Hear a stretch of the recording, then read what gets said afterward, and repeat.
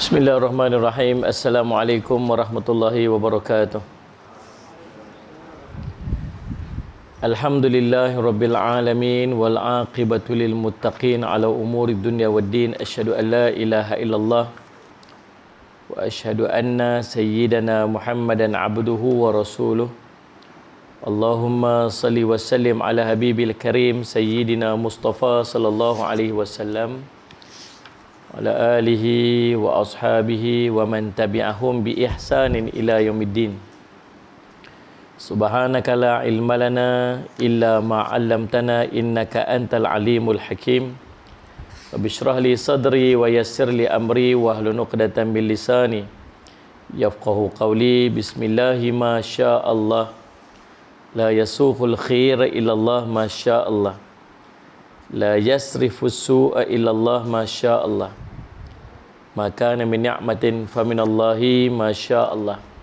Wala haula wala quwwata illa billah al-aliyyil azim. Allahumma anta rabbi la ilaha illa anta khalaqtani wa ana 'abduk. Wa ana 'ala ahdika wa wa'dika mastata'tu a'udzu bika min syarri ma sana'tu. Abu'u laka bi ni'matika alayya wa abu'u bi dhanbi faghfirli fa innahu la yaghfiru dhunuba illa anta. Bismillahilladzi la yadurru ma'asmihi syai'un fil ardi wa la fis sama'i wa huwas sami'ul alim. Bismillahilladzi la yadurru ma'asmihi syai'un fil ardi wa la fis sama'i wa huwas sami'ul alim. Bismillahilladzi la yadurru ma'asmihi syai'un fil ardi wala fis sama'i wa huwas sami'ul alim. Na'udzu bi kalimatillahi tammati min syarri ma khalaq. Na'udzu bi kalimatillahi tammati min syarri ma khalaq. Na'udzu bi kalimatillahi tammati min syarri ma khalaq. Allahumma inna na'udzu bika minal barasi wal junun wal judam wa min sayyi'il asqam. Allahumma inna na'udzubika minal barasi wal junun wal judam wa min sayyi'il asqam. Allahumma inna na'udzubika minal barasi wal junun wal judam wa min sayyi'il asqam. Wa sallallahu ala sayyidina Muhammadin wa ala alihi wa sahbihi wasallam. Alhamdulillah rabbil alamin. Alhamdulillah. Puji syukur kita panjatkan kepada Allah SWT dengan limpah kurnia inayah taufik di sisi Allah. Kita dapat bersama-sama pada malam ni. Kali kedua saya ceramah kat sini kot. Kali ketiga ceramah dalam ni dua, ceramah di luar sana satu. Alhamdulillah. Sallallahu alaihi Muhammad dan banyak improvement. Yang paling penting sekali, kalau mai ceramah kat sini makan sedap yang tu lah. Yang du ingat ni yang tu. Tu Amisha dia rajin mai makan sedap dia lepas kuliah. Alhamdulillah saya makan dah. Makan siap dah. Kan sallallahu alaihi Muhammad. Tuan-tuan, Allahumma salli ala Muhammad. Hari ni kita dapat berita pasal PKP sebelum masuk ni lah. Berita pasal PKP, ada 6 negeri jadi PKP. Ada berapa negeri lagi PKPB. 2 negeri PKPP kan. Sarawak dengan Perlis ya PKPP. Yang lain PKPB dan 6 negeri PKP. Balik macam hari tu yang bergerak hanya 10 km saja tu. Kita bila kita dengar apa-apa berita yang macam ni, yang kita rasa macam tak kena, mungkin tak sesuai dengan hati kita. Nombor satu sekali kita kata apa? Alhamdulillah ala kulli hal. Kita kata apa? Alhamdulillah ala kulli hal. Segala puji bagi Allah atas semua keadaan. Tuan-tuan nak kata apa? Tuan nak kata apa? Kita nak komplain. Kita rasa kita tak puas hati. Tadi dalam waktu Perdana Menteri tengah buat ucapan ni, saya saja duduk tengok komen-komen kat bawah tu. Tak kurang orang-orang yang memaki hamun waktu tu. Ini bukan Islam tak ajak macam tu tuan-tuan. Islam tak ajak kita macam tu. Apa yang berlaku dalam hidup kita ni tuan-tuan, Allah telah susun macam itulah keadaan. Cuma waktu bila jadi macam-macam benda-benda macam ni, kita kurangkan daripada kita tunjuk kat orang, lebihkan daripada tunjuk kat kita. Mungkin apa yang duk jadi kat kita ni bukan pasal orang, tapi mungkin pasal kita. Sallallahu alaihi Muhammad. Boleh tak Allah nak sekat tempat kita ni? Orang kata COVID-19 ni seluruh dunia, Ustaz. Takkan pasal kita kot. Silap-silap pasal abang hari tu yang pergi pakai kain telekung kat Kaabah tu. Kan tak pasal. Dalam salat Jumaat. Kan daripada kita duk tunjuk ke orang, mungkin cerita betul-betul Allah marah atau marah kat kita. Dan kalau dia jadi seluruh dunia pun, boleh tak bagi Allah nak sekat benda tu tak masuk ke tempat kita? Boleh saja. Salat Muhammad. Dan mungkin kita ni yang jenis main masjid, yang jenis berketayak atas kepala, yang jenis duk ulang masjid, tapi duk masih buat maksiat lagi. Mungkin tu yang Allah marah sangat. Dalam ramai-ramai bukan pasal orang, mungkin pasal kita yang Allah marah sangat. Dan benda tu duk meribak pasal salat Muhammad. Dan kita selagi kita duk tengok orang selagi tu, kita tak muhasabah diri kita. Selagi kita duk tengok orang salah, orang tu punya pasal, orang ni punya pasal, orang tu punya punca, orang ni punya punca, selagi tu kita tak menilai kelemahan dan kesilapan diri kita. Kalaulah setiap orang muhasabah diri dalam waktu ni, semua orang Islam muhasabah diri. Nah, kalau setiap orang Islam, apa yang jadi ni waktu ni, dia muhasabah diri dia. Setiap orang, maka tuan-tuan boleh bayang setiap orang akan bertaubat dan beristighfar daripada dosa dia. Dan Allah sebut, salli ala sayyidina Muhammad dalam surah Nuh ayat 10. Sedap pula tangan ni. Tu. Nak tahu sedap apa, sekali lepas mayak orang pun tahu. Salli ala sayyidina Muhammad. Kan? Allah cerita tentang apa? Tentang istighfar. Allahumma salli ala sayyidina Muhammad. Allahumma salli ala sayyidina Muhammad. Allah kata apa? Allahumma salli ala sayyidina Muhammad, surah Nuh ayat 10. Mari kita tengok apa Allah kata. Allahumma salli ala sayyidina Muhammad. Allahumma salli ala sayyidina Muhammad. Faqultu astaghfiru rabbakum innahu kana ghaffara yursilis samaa'a 'alaikum midrara wa yumdidkum bi amwalin wa banina wa yaj'al lakum jannatin wa yaj'al lakum anhara. Allah sebut, maka aku berkata kepada mereka, mohonlah keampunan di sisi Tuhan kamu, beristighfarlah kepada Tuhan kamu, maka sungguh salli ala sayyidina Muhammad, dia maha pengampun. Salli ala sayyidina Muhammad, dia maha pengampun. Dan Allah sebut, Allahumma salli ala sayyidina Muhammad, nescaya dia akan menurunkan hujan yang lebat daripada langit kepada kamu. Dia akan memperbanyakkan harta dan anak-anak kamu, dan mengadakan kebun-kebun untuk kamu, dan mengadakan sungai-sungai untuk kamu. Tuan-tuan, waktu orang pergi jumpa Imam Hasan Al-Basri, mengadu dekat Imam Hasan Al-Basri, seorang mai dia kata, wahai Imam Hasan Al-Basri, saya ni kahwin tak dapat anak. Apa yang saya boleh buat? Imam Hasan Al-Basri kata apa? Istighfar. Seorang lagi mai dia kata apa? Tempat kami ni kemarau, hujan tak turun. Apa kami boleh buat? Kata Imam Hasan Al-Basri, istighfar, kata dia. Sallallahu alaihi wasallam. Mai pula Allahumma salli ala sayyidina Muhammad. Seorang lagi, ni kami ni ada kebun tapi tak apa subur. Apa kami buat? Istighfar. Lalu kata salah seorang daripada mereka kata, wahai Imam Hasan Al-Basri, orang ni mai pun suruh istighfar, orang ni mai suruh istighfar, orang ni suruh istighfar, padahal masalahnya berbeza-beza. Dia kata, bukan aku kata, Allah kata. Allah kata layak ni. Salli ala sayyidina Muhammad.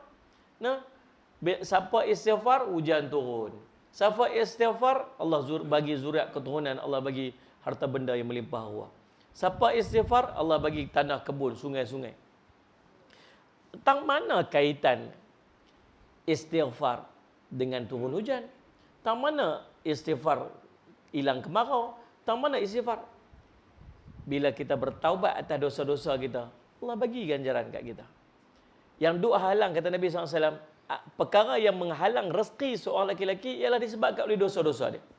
Sebab tu bila seorang tanya Rasulullah, ayyud du'a afdal, doa apa yang paling afdal sekali?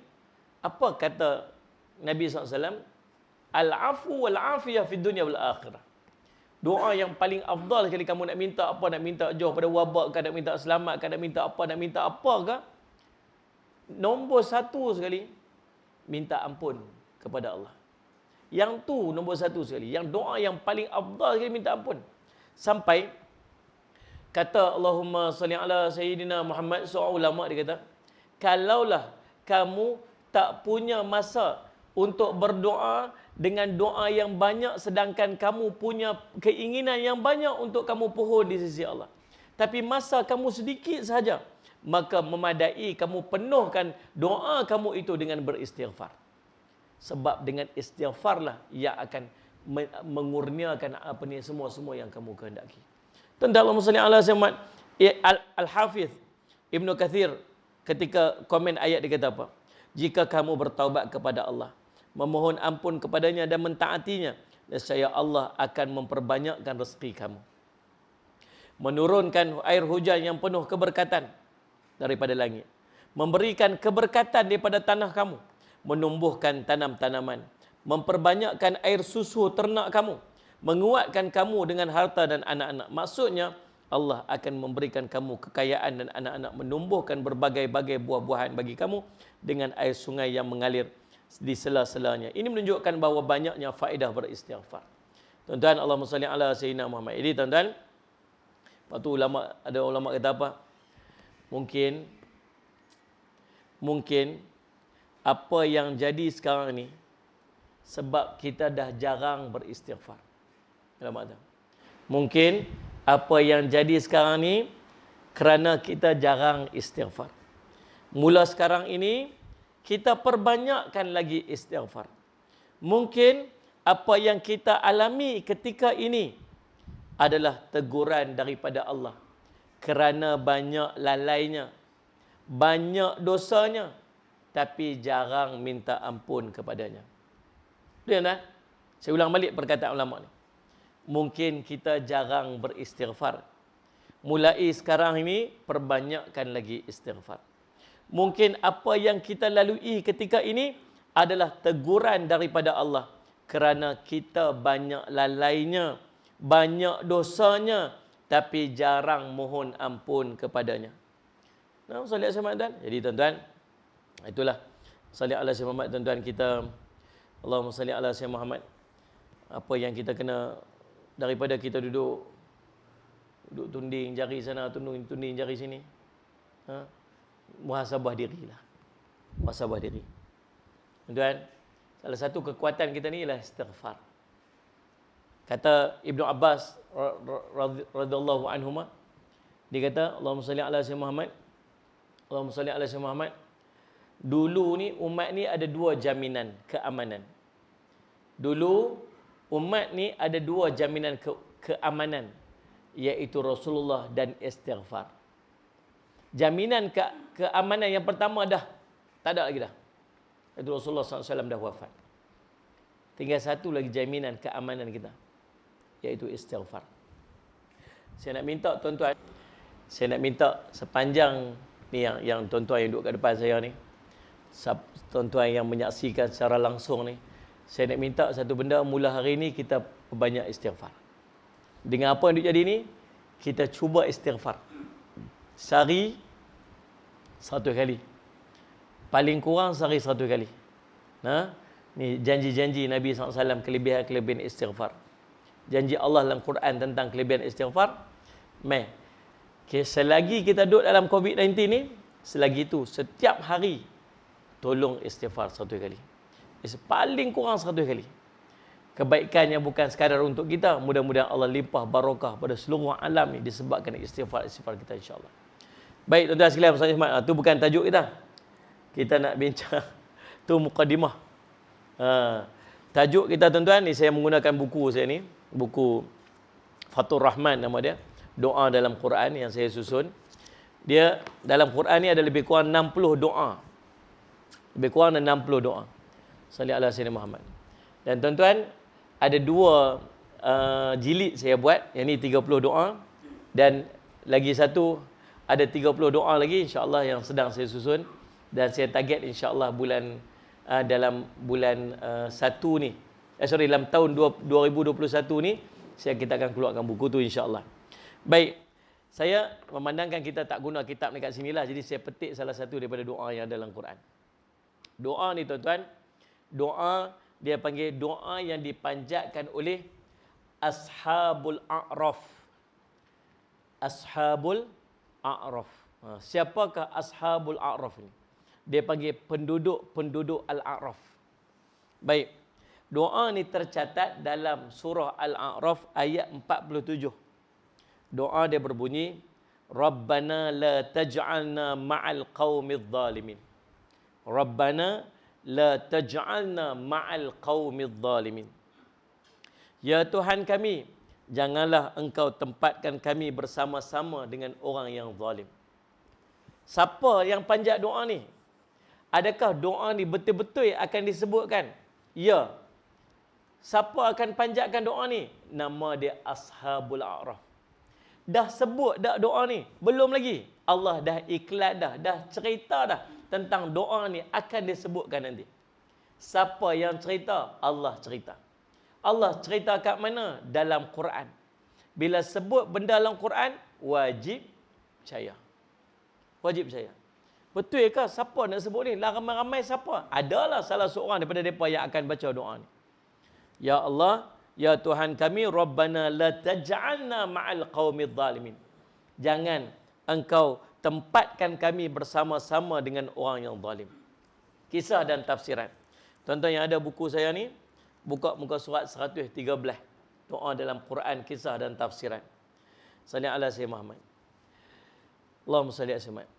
Doa ini dipanjatkan oleh orang-orang yang kedudukan pahalanya dan dosanya seimbang. Allahumma salli ala Sayyidina Muhammad. Dosa dengan pahala sama banyak. Boleh jadi tak kita pergi depan Allah dosa dengan pahala sama banyak? Tuan-tuan, tak apa. Cuba kita muhasabah balik tengok. Salli ala Sayyidina Muhammad. Cuba kita pejam mata tengok. Daripada kita balik hari tu sampai lah ni umur berapa? Start balik hari tu, amalan kebaikan banyak mana yang kita duk buat?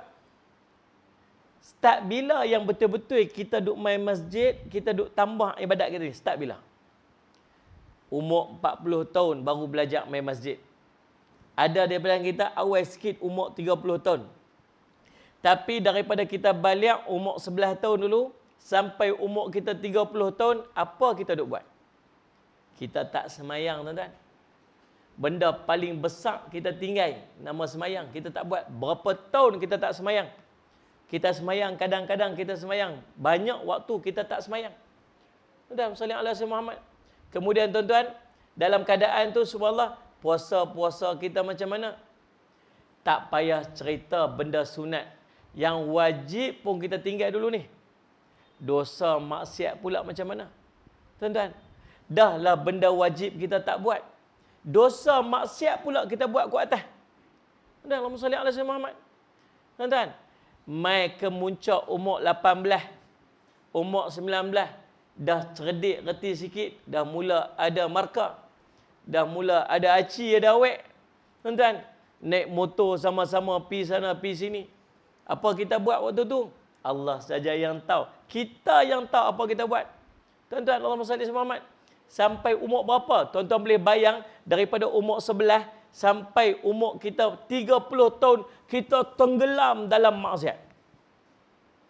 Kalau ada gerah macam ni, yang baik tu gaya nak naik sikit, turun bawah maksiat. Gaya nak naik sikit, baik tu turun bawah maksiat. Gaya nak naik sikit, turun. Ada dekat kita buat dosa besar, turun menjunam, macam tu. Tuan, mai umur 30 baru belajar main masjid. Waktu kita main masjid, kita baru belajar nak buat amalan sunat, nak jaga yang fardu, nak buat amalan sunat. Tu pun tergelincang tak habis-habis. Tuan, sallallahu alaihi Muhammad. Nak tampung lagu mana dulu? 11, 12, 13, 14, 15, 16, 17, 18, 19, 20, 21, 22, 23, 24. Tuan-tuan, 20 tahun tenggelam dalam maksiat. Ni baru duk belajar nak buat baik ni, baru 4 tahun, baru 5 tahun. Macam mana nak tampung tu? Tuan-tuan, walaupun subhanallah, Allah bagi kebaikan dekat umat Nabi Muhammad SAW apa? Buat satu baik, Allah kira 10 kali ganda. Tang tu kelebihan.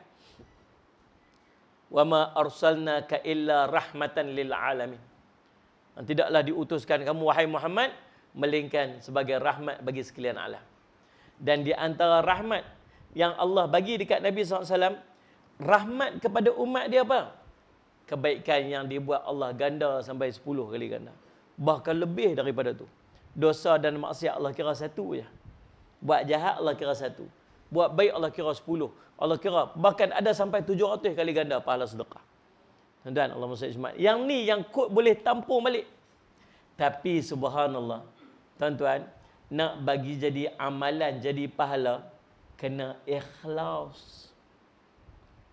Amalan, pi bawa amalan saja, tapi ada riak, ada ujub, ada takabur, ada sum'ah. Mayang ada, pahala tak ada pula dah. Betul Allah nak bagi 10 kali ganda. Betul Allah nak bagi sampai 100, 700 kali ganda. Tapi ada tak orang pi depan Allah, ada puasa tapi tak ada pahala? Ada? Ada tak pi bagi sedekah, habis seluruh harta dia sedekah fisabilillah. Biar Allah kata apa? Malaikat seret wajahnya lempak dalam neraka. Ada? Dan salih asmat. Pasal apa? Riak. Tu yang kita takut kan? Berasa macam ada, tapi tengok-tengok tak ada. Tuan, Allahumma salli ala Muhammad. Boleh jadi pi depan Allah duk berasa macam confident lah, insya-Allah kot, insya-Allah. Tengok-tengok sama banyak, sikit pun tak lari. Pedor ni, pedor lah, buatlah ibadat pedor lah. Dan bayangkan, daripada subuh tadi sampai maghrib. Subuh tadi sampai maghrib. Berapa sembahyang tuan-tuan dah buat? Subuh, Zuhur, Asar, Maghrib. Daripada 4 sembahyang yang kita buat ni setakat hari ni, tuan-tuan rasa dalam 4 ni yang mana betul-betul Allah terima? Tuan cuma muhasabah ya. Sembahyang subuh tadi, tuan-tuan confident sangat tak sembahyang subuh tadi Allah terima? Allahu Akbar, dengan lalainya, dengan tak khusyuknya. Dengan apa kita baca pun tunggang langgang, tuan-tuan. Salih ala Sayyidina Muhammad. Tak tahu? Zuhur tadi macam mana? Perfect dah sembahyang ni. Rasa macam perfect 100% dah Allah terima. Gaya macam Allah terima. Lepas sembahyang senyum, relax je. Nabi SAW suruh istighfar ke lepas sembahyang? Pasal apa suruh istighfar lepas sembahyang? Pasal tahu sembahyang kita tak elok. Cacat. Istighfar pun sambil tengok handphone je. Astaghfirullahalazim. Alladzi la ilaha. Tu okey ke? Ada orang naik motor belum belabi. Kan? Perbuatan tu menunjukkan yang dia highly confident amal dia Allah terima. Apa Ibnu Qayyim kata?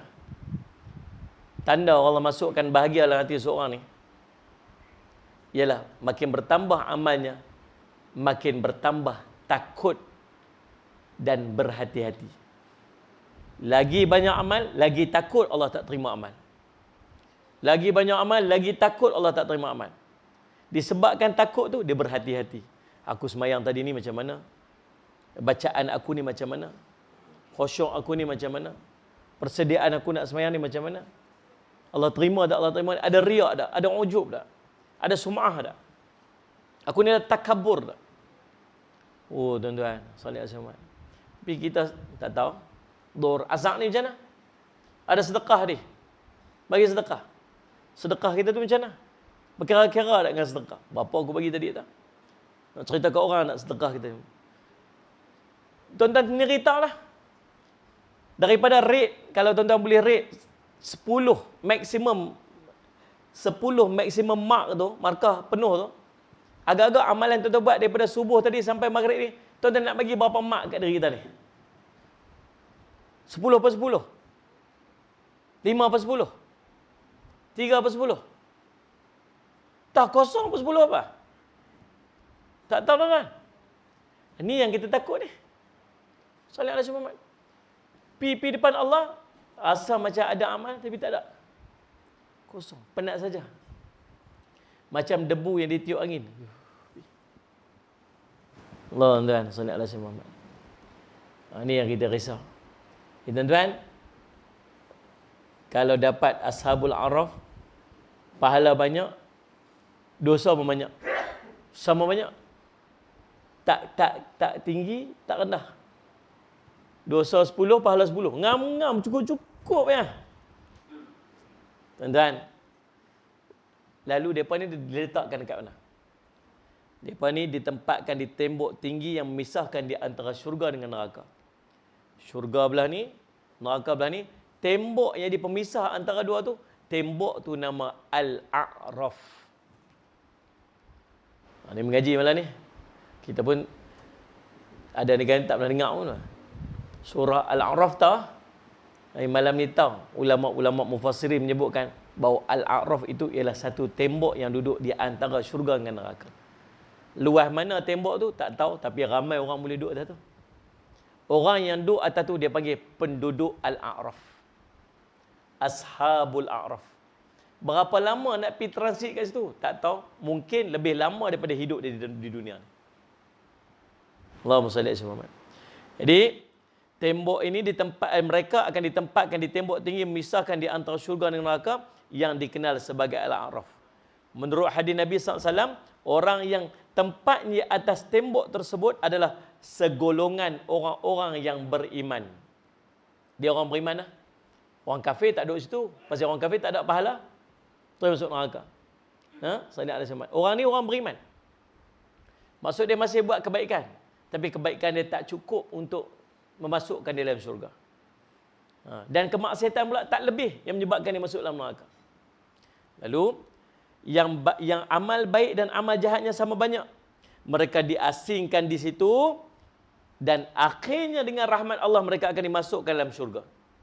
Jadi golongan inilah yang akhir sekali masuk syurga. Selepas selesai semua baru settle mereka ni.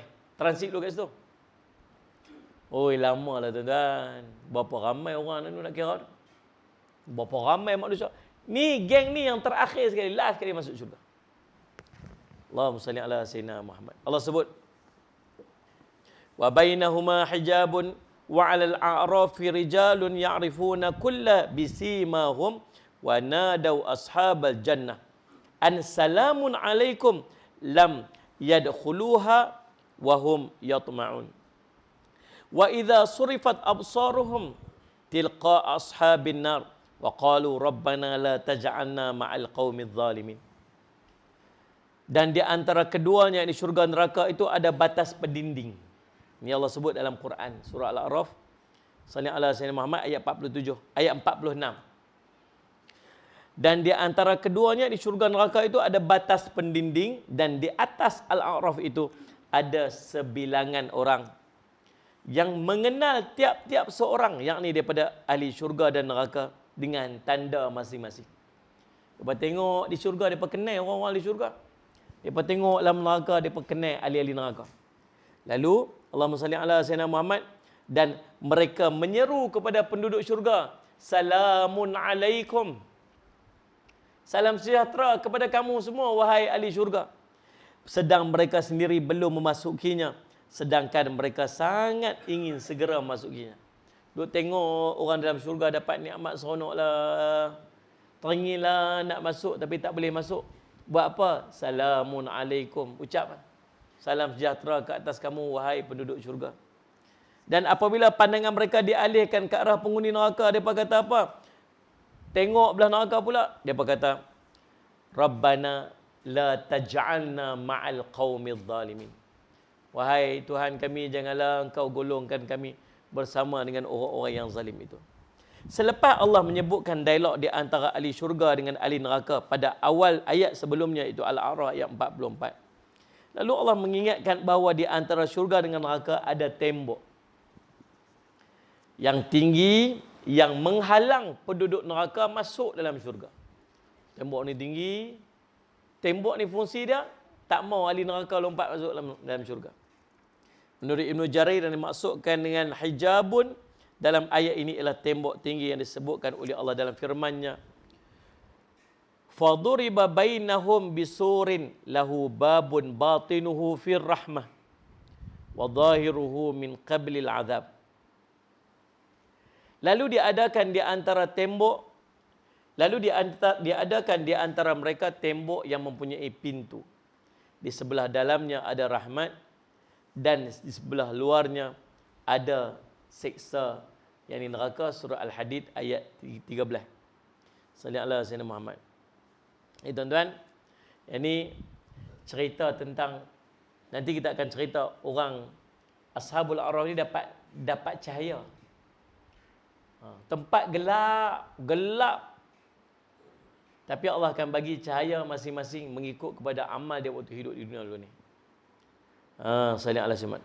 Inilah Al-A'raf yang disebutkan oleh Allah dalam firman-Nya, wa 'alal a'rafi rijalun, di atas A'raf itu ada sebilangan lelaki. As-Sa'di mengatakan dinamakan A'raf, dinamakan Al-A'raf kerana penduduk di situ mengenali semua orang. Dia cerita penduduk Al-A'raf ni kenal ahli syurga, kenal ahli neraka, kenal. Sebab tu dinamakan sebagai Al-A'raf. Ungkapan ulama tafsir berbeza-beza berkaitan dengan penduduk Al-A'raf ini. Siapakah mereka ini sebenarnya? Tapi semua pendapat saling berdekatan. Pengertiannya yang berasal kepada satu pendapat. Mereka adalah kaum-kaum yang amal kebaikan dan keburukannya sama. Walaupun ulama-ulama duk beza pendapat, siapa sebenarnya duduk atas tembok Araf ni, tapi kesimpulan yang mereka boleh buat hampir sama saja maksud dia, iaitu orang yang pahala dengan dosa dia sama banyak. Hadis-hadis berkaitan dengan penghuni Al-A'raf. Sallallahu alaihi wasallam Muhammad. Tuan, Nabi SAW pernah cerita tentang orang yang masuk syurga paling last sekali. Orang yang masuk syurga paling last sekali dalam syurga. Sallallahu alaihi wasallam Muhammad. Dia ni tuan-tuan, orang yang masuk syurga, saya akan cerita. Dia ada tanda. Dia panggil Jahannamiyin. Bekas ahli neraka Jahannam. Ada tanda kat dia. So, orang boleh kenal, kata, oh ni bekas ahli neraka Jahannam. Bila dia dah habis semua azab-azab dia dekat dalam neraka tu, maka dia nak masuk pergi syurga lah. Tapi dia orang paling last sekali, tak ada orang dah, dia lah paling last sekali. Hangit rentung. Tuan-tuan baca dalam kitab An-Nihayah fil Fitan wal Malahim. Ibnu Katsir cerita, waktu kita melintah titian sirat, nak melintah titian sirat ni duduk atas neraka. Dia punya bahang neraka ni, waktu kita melintah tu, kena bahang rentung. Sampai sana, rentung hangit. Dah, Ustaz Muhammad nak cerita. Allah sebut dalam Quran, kita akan melalui neraka tu.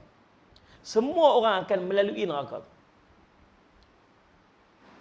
Tapi dia ikut amal masing-masing. Ada orang dia punya lintas neraka tu tuan-tuan. Dia sampai sebelah sana, dia tanya malaikat, mana jembatan yang depa duk cerita tu? Dia kata tadi hang dah lalu dah. Dia punya laju dia lalu sampai dia tak perasan kata dia lalu kat atas neraka tu. Tu ada orang yang dia melintas tu sepantas kilat. Lintas tu saja pun dah rentung dah, tuan-tuan boleh bayang kalau duduk dalam neraka tu lagu mana. Lalu bila dia keluar dalam keadaan rentung, dia malu. Ya Allah, macam mana ni keadaanku ni, macam mana ni keadaan ni, malu. Dia dimandikan di satu sungai nama Nahrul Hayah. Dimandikan dekat sungai tu, maka tubuh dia jadi elok balik. Cuma ada tanda kat dia. Tanda Jahannami, dia bekas neraka Jahannam.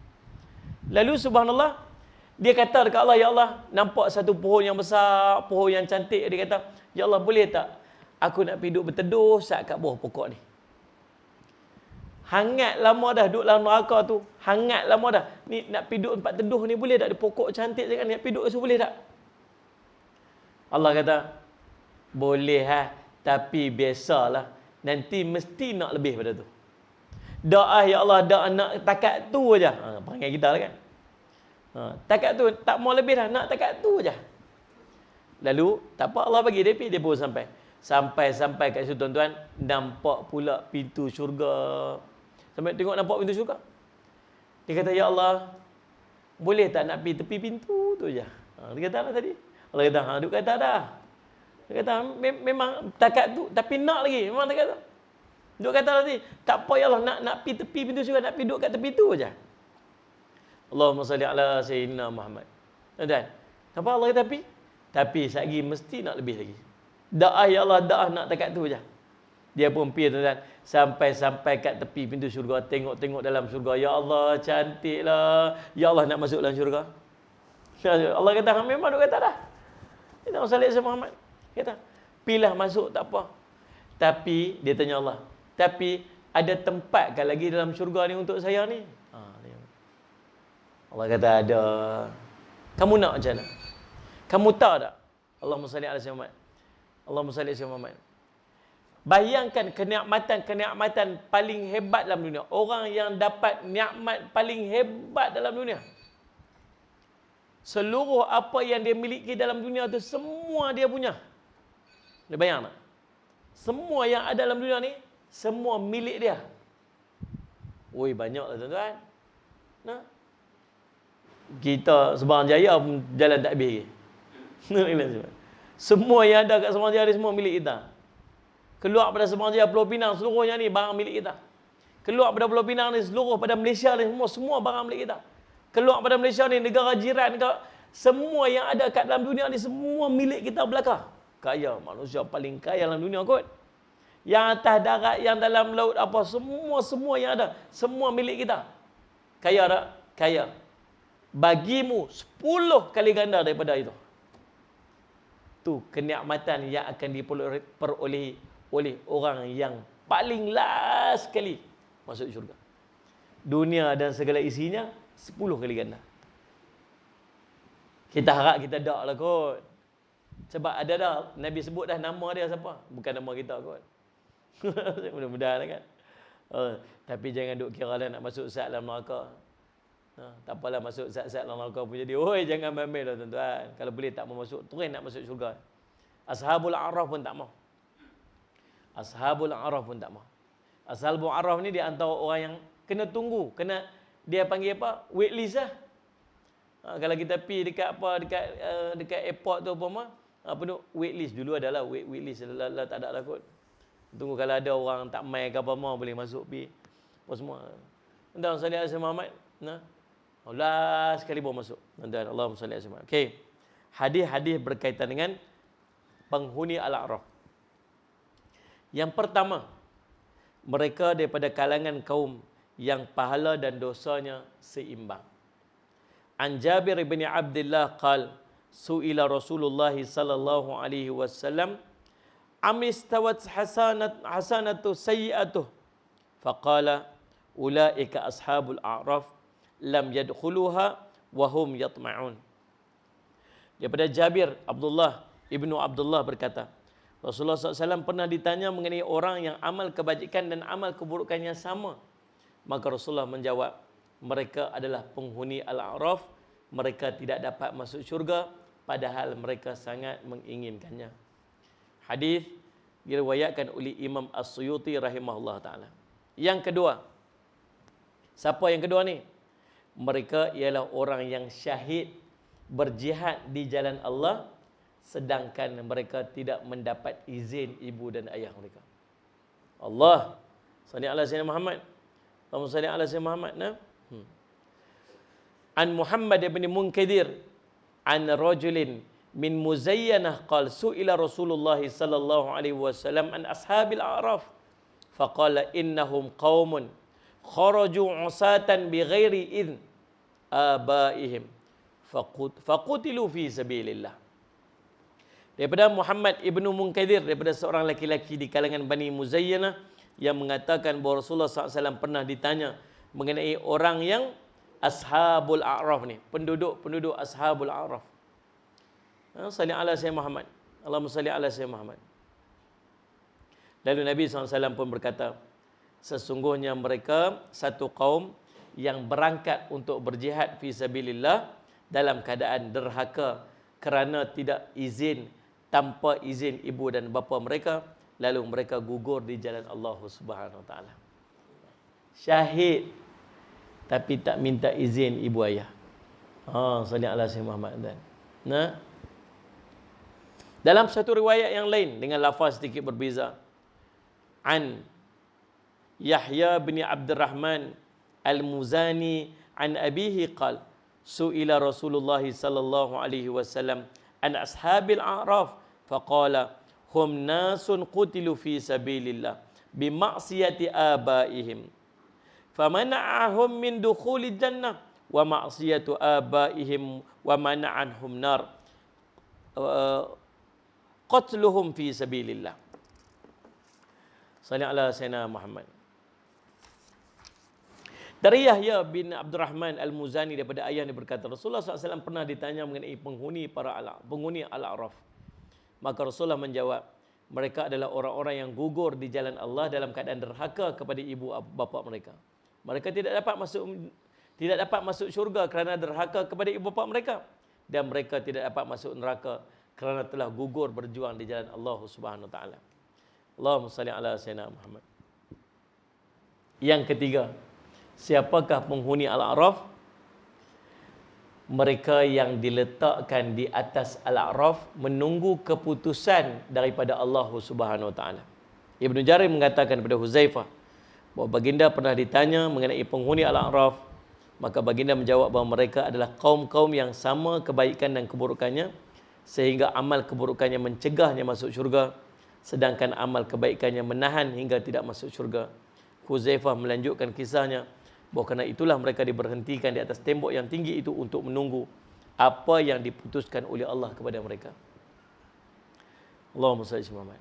Lagi yang keempat, penghuni Al-A'raf akan mendapat cahaya nur yang akan menerangi mereka sehinggalah Allah membuat keputusan. Ibnu Jarir meriwayatkan melalui jalur dengan keterangan yang terlebih terperinci, Abu Humaid Ibnu Abdurrahman mengirimkan utusannya kepadaku, sedangkan ketika itu di sisinya terdapat Abu Zanad. Tiba-tiba keduanya membicarakan satu pembicaraan mengenai penghuni Al-A'raf tidak seperti yang disebutkan. Maka saya berkata kepada keduanya, jika kamu suka maka aku akan ceritakan kepada kamu mengenai apa yang pernah diceritakan oleh Huzaifah. Keduanya menjawab, ceritakanlah. Saya mengatakan bahawa sesungguhnya Huzaifah pernah menceritakan tentang penghuni Al-A'raf. Huzaifah mengatakan, mereka adalah satu kaum yang diselamatkan oleh amal kebaikannya daripada neraka, tapi terhalang untuk masuk syurga oleh amal keburukannya. Dan apabila pandangan mereka dialihkan ke pundi-pundi neraka, mereka berkata, ya Tuhan kami, janganlah engkau tempatkan kami bersama-sama dengan orang yang zalim. Ketika mereka dalam keadaan demikian, tiba-tiba Tuhanmu menjenguk dan berfirman kepada mereka, pergilah kamu dan masuklah kamu ke dalam syurga, sesungguhnya aku telah memberikan keampunan untuk kamu. Sallallahu alaihi wasallam Muhammad. Ibnu Mas'ud mengatakan, kelak di hari kiamat manusia akan dihisab. Maka barang siapa yang amal kebaikannya lebih banyak satu tingkatan daripada amal keburukannya, maka dia akan masuk syurga. Barang siapa yang amal keburukannya lebih satu tingkat saja daripada amal kebaikannya, maka dia akan masuk neraka. Kemudian Ibnu Mas'ud membacakan firman ini, barang siapa yang berat timbangan kebaikannya, hingga akhir ayat berikutnya. Kemudian Ibnu Mas'ud mengatakan bahawa timbangan amal dapat menjadi berat dan ringan hanya dengan kadar satu biji sawi saja. Ibnu Mas'ud mengatakan pula, barang siapa yang amal kebaikannya sama dengan amal keburukannya, maka dia akan masuk. Barang siapa yang amal kebaikannya sama dengan amal keburukannya, maka dia termasuk penghuni Al-A'raf. Para penghuni Al-A'raf diberhentikan di atas sirat. Kerana itu mereka mengetahui ahli syurga dan ahli neraka. Apabila mereka melihat kepada ahli syurga, mereka mengatakan salamun alaikum. Apabila mereka menoleh pandangan mereka ke arah kiri mereka, mereka melihat ahli neraka. Lalu mereka bersama berdoa, ya Tuhan kami, janganlah engkau tempatkan kami bersama orang-orang yang zalim. Mereka meminta perlindungan kepada Allah agar jangan ditempatkan bersama ahli neraka. Ibnu Mas'ud mengatakan, adapun orang-orang yang mempunyai amal kebaikan, mereka diberi nur yang dengannya mereka dapat berjalan. Tengok, tempat tu gelap. Gelap segelap-gelapnya. Orang yang ada kebaikan, Allah bagi dekat dia nur, cahaya, berdasarkan kepada amalan dia. Maka dia menggunakan nur cahaya tersebut, sallallahu alaihi wasallam, dengannya dia dapat berjalan. Nur itu menyinari bahagian depan dan bahagian sebelah kanan mereka. Pada hari itu, setiap hamba diberikan nur. Demikian pula setiap umat. Tetapi apabila mereka sampai di sirat, maka Allah mencabut nur setiap orang munafik, laki-laki dan perempuan.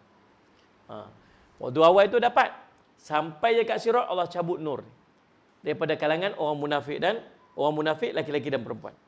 Ketika ahli syurga melihat bahawa mereka tidak bersua dengan orang-orang munafik, lalu mereka berkata, wahai Tuhan kami, sempurnakanlah cahaya bagi kami. Surah Tahrim ayat 8. Adapun penghuni Al-A'raf, nur mereka tidak dicabut daripada mereka, tapi tetap berada di hadapan mereka. Tuan-tuan ingat, nanti di padang mahsyar kita semua ada nur, semua ada cahaya masing-masing. Semua ada cahaya masing-masing. Dalam riwayat ni cerita, riwayat Ibnu Jarir. Bila sampai dekat sirat, orang-orang munafik ni Allah cabut cahaya daripada dia. So dia kegelapan, dia tak nampak jalan.